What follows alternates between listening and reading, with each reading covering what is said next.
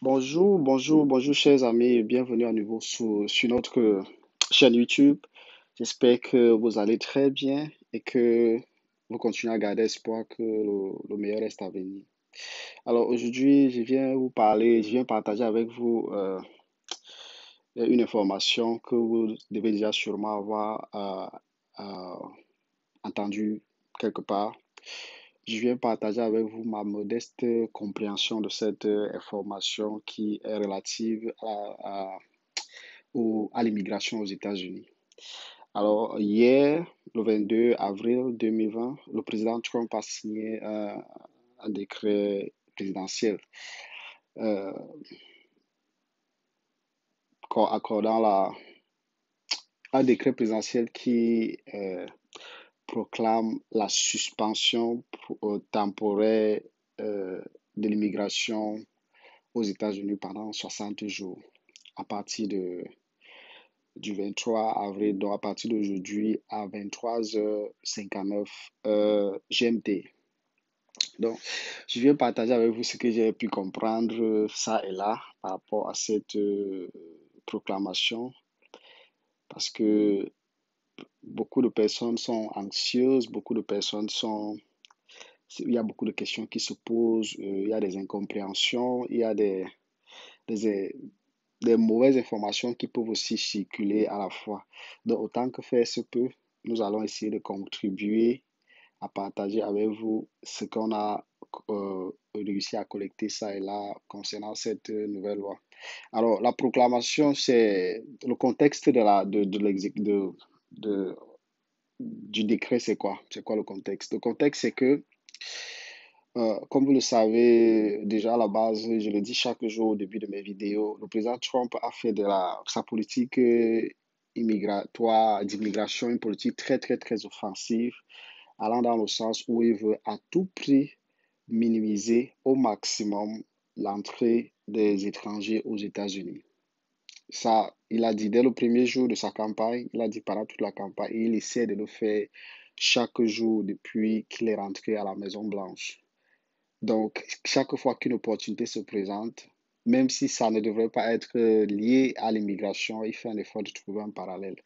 Donc, nous savons tous que tout le monde entier a été surpris enfin, nous croyons avoir été surpris parce que peut-être que les autorités peuvent avoir des informations que nous ne connaissons pas. Mais nous avons été surpris par cette pandémie, ce virus qui cloue tout le monde à la maison et qui in- infecte tous les endroits, tous les environnements de vie des humains dans le monde entier. Donc, je trouve que les États-Unis particulièrement ont été frappés, sont frappés parce que c'est toujours en cours, sont frappés de façon la plus dure par ce virus parce que nous allons à plus de 40 000 morts aux États-Unis, nous sommes à près de 700 000 contaminés. Ça fait que l'économie va sortir de là étant très touchée aussi. Alors, si vous regardez le contexte avant le virus, les agrégats économiques, les performances économiques des États-Unis étaient les meilleurs. Par exemple, le taux de chômage aux États-Unis était le plus bas depuis les dernières 50 années aux États-Unis, le plus bas. Et vous comprendrez que ça faisait là une arme, un argument, une raison pour le président Trump de pouvoir solliciter à nouveau un mandat de 4 ans pour la Maison-Blanche auprès de ses électeurs. Donc, avec cette crise et avec son projet de toujours minimiser au maximum la distribution des visas aux étrangers pour venir aux États-Unis, le président Trump peut se voir à l'obligation de pouvoir faire quelque chose pour pouvoir relancer, sauver l'économie américaine et prioriser l'emploi pour les citoyens américains. Alors, sur son tableau de bord, il a compris qu'il a décidé que sur toutes les options qu'il avait sur la table, l'option de se fermer du reste du monde pendant 60 jours est l'option la plus plausible pour lui.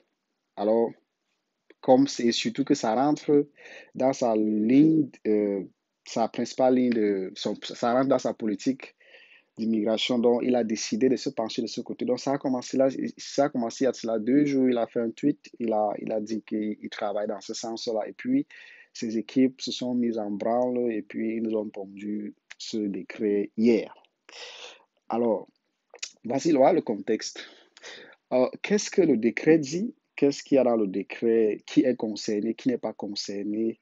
Est-ce que ça devrait nous faire peur? Est-ce qu'on devrait s'intéresser davantage Est-ce qu'il a tout dit dans ce décret? Est-ce qu'il y a pire à venir?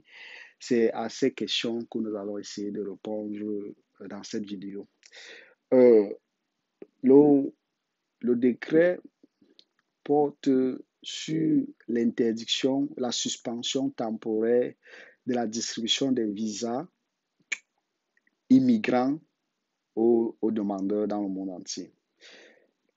Et donc, pendant les 60 prochains jours, à partir de ce soir, 23 avril, on va compter 60 jours, des visas immigrants ne seront plus distribués à une certaine catégorie de personnes. Les visas non immigrants ne sont pas concernés par le décret. Les visas non immigrants, c'est-à-dire à court séjour, ne sont pas concernés. On va davantage s'étaler là-dessus. Les délais d'abord.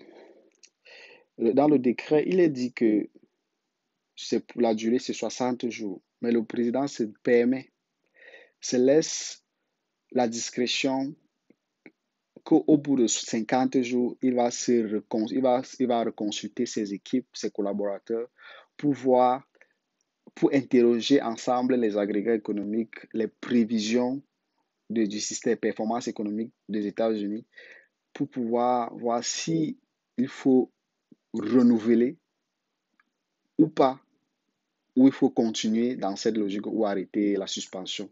Donc la suspension est de 60 jours, mais à 50 jours, ils vont devoir interroger s'il faut prolonger ou s'il faut arrêter.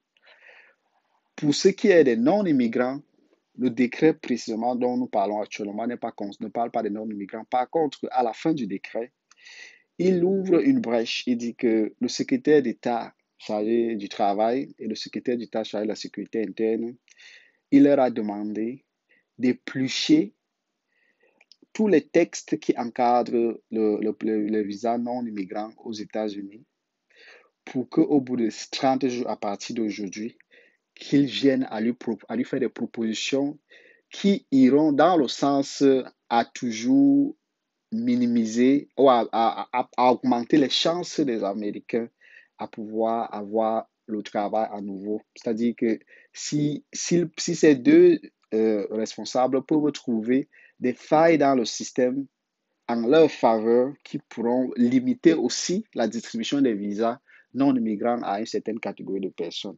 Mais pour l'instant, les non-immigrants ne sont pas concernés, donc ils sont protégés dans ce sens-là. Donc, qui est donc concerné? À qui incombe la responsabilité? À qui cette loi impacte négativement? Parce qu'elle impacte positivement pour certaines personnes, négativement pour d'autres.